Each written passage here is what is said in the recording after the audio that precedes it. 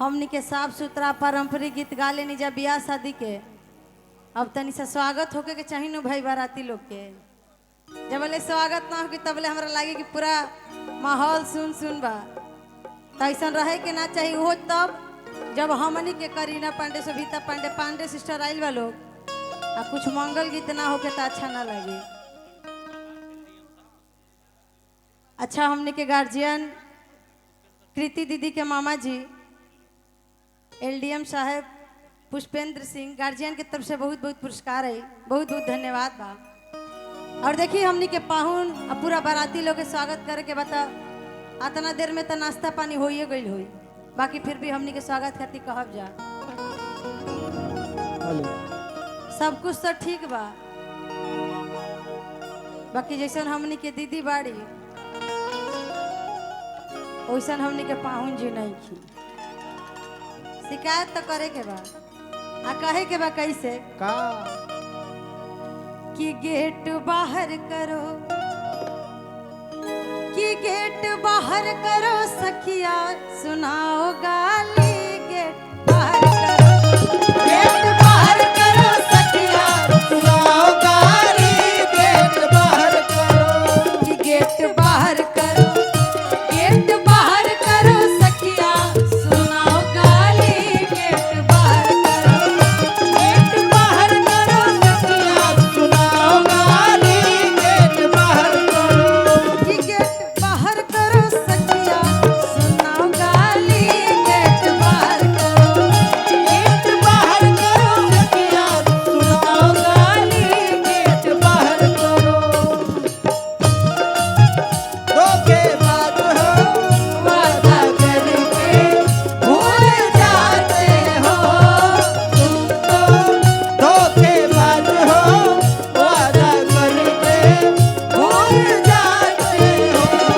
रोज रोज तुम तो सनम ऐसे करोगे रोज रोज तुम तो सनम ऐसे करोगे हम तो रुक जाएंगे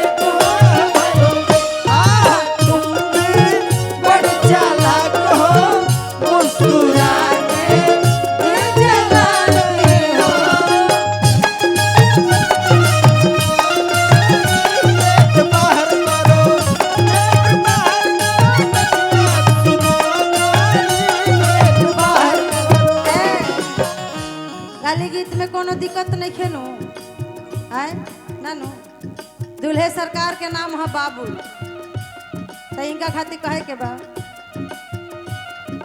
बाबुल के बहिनी न पढ़े में तेज न पढ़ावे में तेज खाली छो छो गो लइका पटावे में तेज। गेट बाहर करके दूल्हा के बहिनी न पढ़े में तेज न पढ़ावे में तेज खाली छो छो गो लइका पटावे में तेज। गेट बाहर करो गेट बाहर करो सखिया सुनाओ गाली।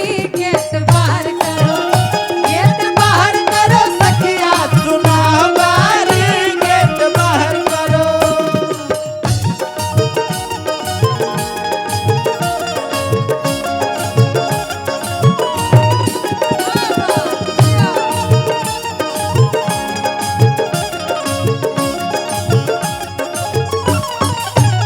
गेट बाहर करो सखिया सुनाओ गाली। गेट बाहर करो गेट बाहर करो सखिया सुनाओ गाली। गेट बाहर करो।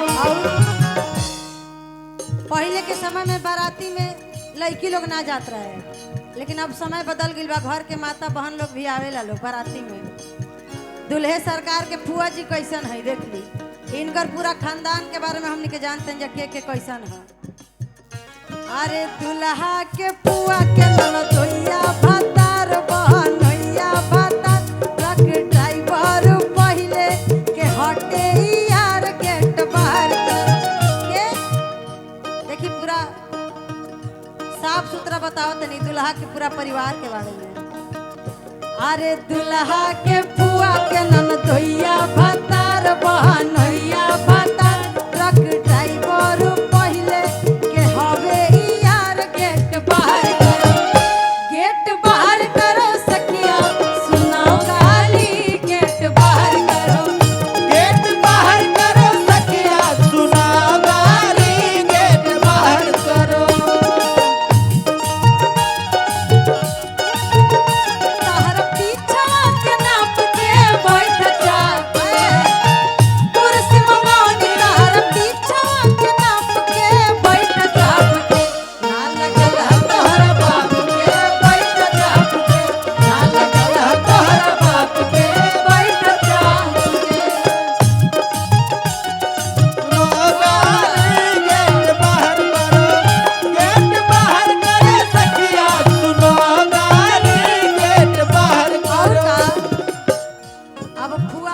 हट के आज इनका मौसी के देखी जा।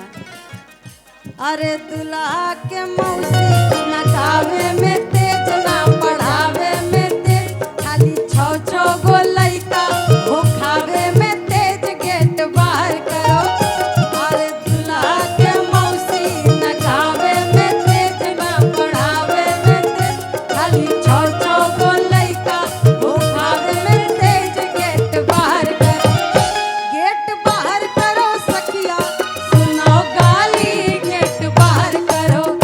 गेट बाहर करो सखिया सुनाओ गाली, गेट बाहर करो। और समधी जी के तनी नाम मिल जाए तो बड़ा बढ़िया रही। समधी जी के नाम कि तनी सुन ला समधी भेड़ुआ तब जइहा, तनी सुन ला समधी भेड़ुआ तब जइहा, तनी सुन ला कि तनी सुन ला समधी भेड़ुआ तब जइहा, तनी सुन ला। समधी जी के नाम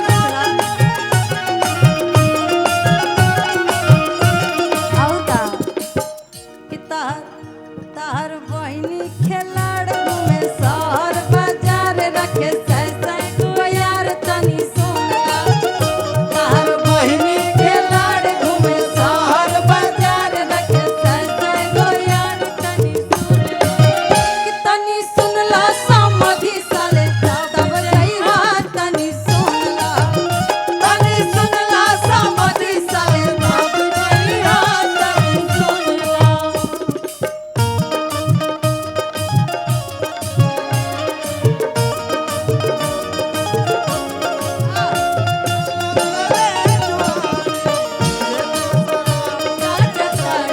हमारे सैया मिलले जुआरी, मिलले जुआरी, मिलले जुआरी। गिला शराब गांजा ताड़ी, हमारे सैया मिलले जुआरी, हमारे सैया मिलले जुआरी।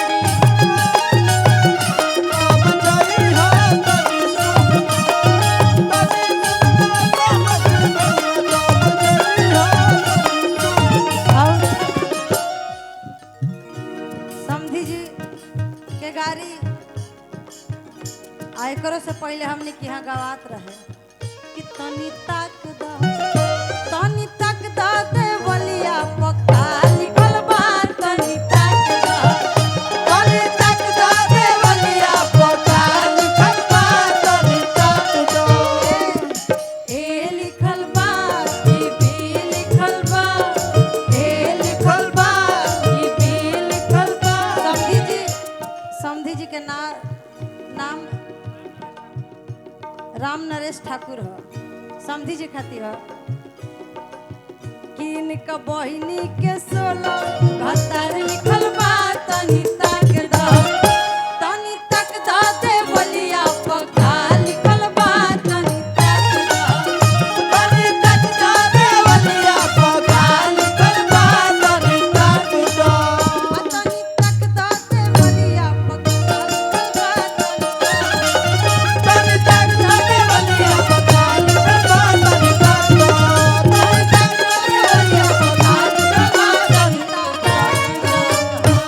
आ देखी दुल्हे सरकार के बहिन के नाम है राखी नाम हनु।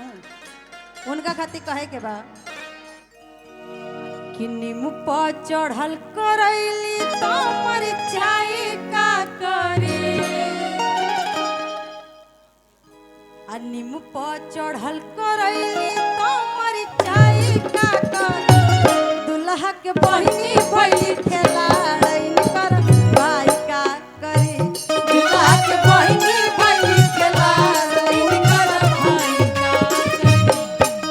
नीमू पर चढ़ल करैली तो मरचाई का करे, नीम पर चढ़ल करैली तो मरचाई का करे। नीमू पर चढ़ल करैली तो मरचाई का करे। दूल्हा के नाम बाबुल हनु। अब बाबुल के राखी भइली छिनारैन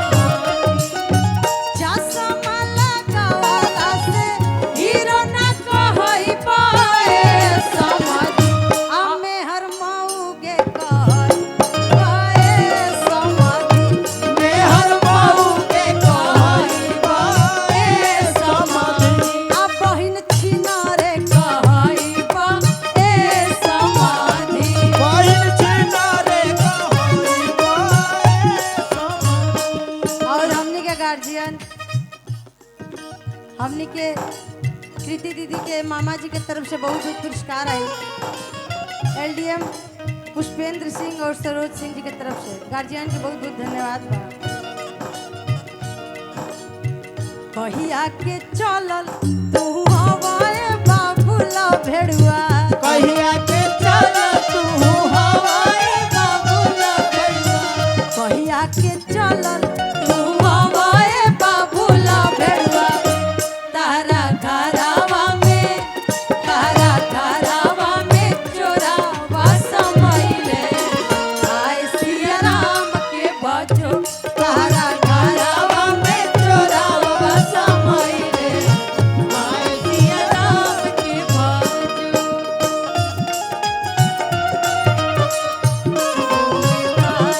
बनो तेरा यकिया, बनो तेरे रुंगरा हो, बनो तेरा मुखड़ा लाज कारे, बनो तेरा कंगन ऐ हजारे, बनो तेरा कंगन ऐ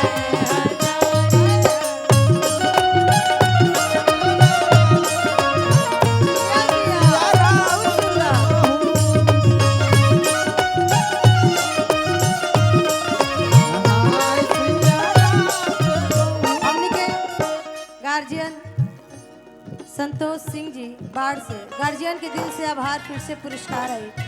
काहे के बाद देखी चोर हमनी के पाहुन जी के घर में जौन चोर चोरी कर गई बा दुल्हे सरकार के घर में, वो गहना गुड़िया पैसा से ओकरा मतलब नहीं, ओकरा मतलब का से बा, गीत के भाव से बा। अनधन चोरावा हो कुछु न लिहले हो, अनधन चोरावा हो कुछु न लिहले, अनधन चोरावा हो कुछु न लिहले, अनधन चोरावा हो कुछु न लिहले।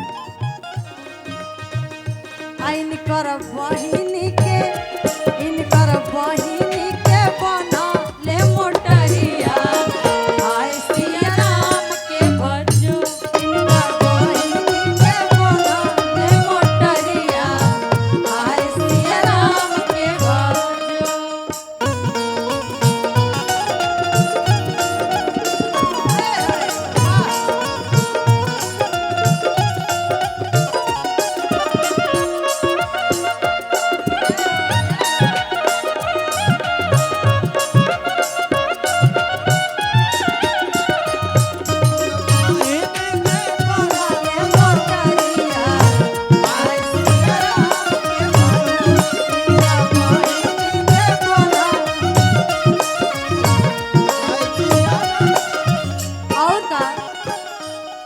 देखिए इनका के कहाँ लेके आवता, इनकर बहिन यानी राखी जी के बानिया ओनिया चोरवा घरे लेके आइले,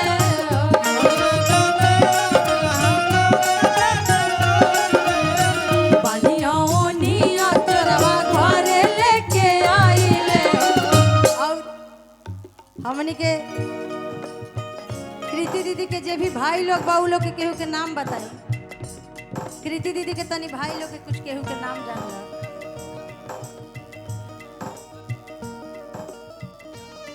यस मुकुल वाह। बानिया ओनिया चोरवा घरे लेके